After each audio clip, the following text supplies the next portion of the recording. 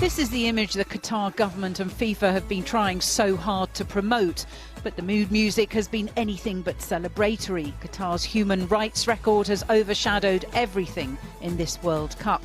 Even the players are talking politics rather than football. The winner to organise the 2022 FIFA World Cup is Qatar. Many of those now playing for their national side were teenagers when Qatar was chosen. England defender Eric Dyer was 16, but he told journalists Qatar's treatment of migrant workers was a terrible situation.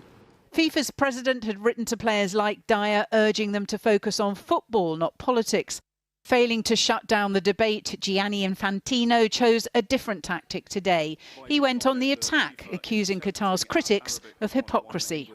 I think for what we Europeans have been doing in the last 3,000 years around the world, we should be apologizing for the next 3,000 years before starting to give moral lessons. Hundreds of thousands of workers from developing countries come here. They earn 10 times more than what they earn in their home country. We in Europe, we close our borders and we don't allow practically any worker from these countries. Both Qatar and FIFA have disputed claims that 6,500 migrant workers have died building the World Cup stadiums. They say the official number of work-related deaths is just 3.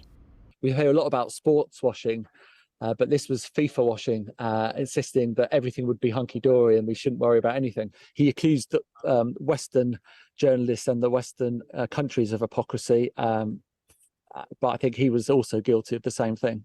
And FIFA's president went from the bizarre to the ridiculous today when he got personal. They know what it means to be discriminated, to be bullied as a foreigner in a foreign country. As a child at school, I was bullied because I had red hair and I had these red, how do you call them? Freckles. 2, 4, 6, 8, Qatar must legislate. Those comments infuriated protesters outside the Qatar embassy in London this afternoon. Well, regardless of his own experience, the most important thing right now is the suffering of Qatari people, particularly women, LGBTs and migrant workers. His statement is an insult to their suffering. The World Cup starts tomorrow with the home side playing Ecuador. Politics won't be far away. The England and Wales captains will be wearing One Love armbands to raise awareness of discrimination. An act of rebellion, be it small, in a country where same-sex relationships are outlawed.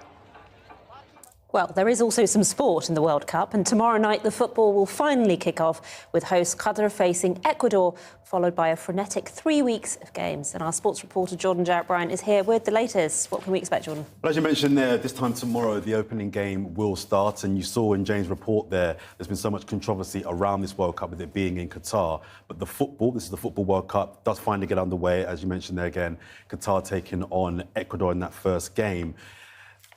The football will start, and the 5 times champions Brazil begin this tournament as the favourites. Their squad is stacked full of players that play in the Premier League for the likes of Arsenal, Manchester United, Chelsea and more.